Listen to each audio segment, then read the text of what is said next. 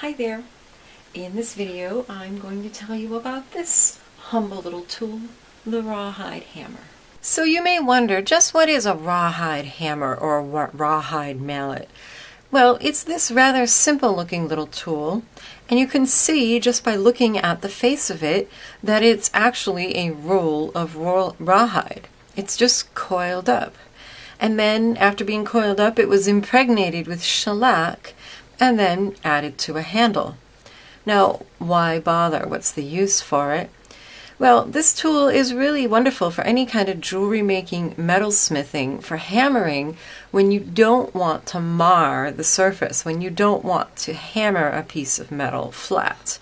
Like here is a clasp example that's been hammered flat. But say you didn't want it flat, say you wanted it left like this one with the wires still in the round, but you needed to harden it. You could use a rawhide mallet and it would harden it and put everything on the same plane, but it wouldn't flatten it out like this one. This little hammer is really just right for jewelry making. It's got about a 1-inch diameter face and weighs 2 ounces, but you can get them much bigger, 2.5 inches, and 11 ounces or more for doing heavy hammering and heavy metal smithing. Now you might notice this side is shiny and this side isn't so much. And that's because I've taken a little bit of time outside. My hammer's fairly new. So what I did, I took it outside and I just pounded it on some rocks and bricks outside. And this is now so much softer than this side. So I know that when I hammer on my pieces, it's not going to mar them or dent them or make any marks on them anyway. It's just going to flatten them.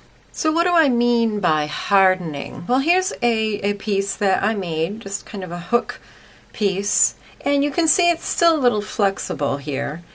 And so what we do with the mallet is we just do a little bit of light taps. First of all, it's flattening it out so it's all on the same plane.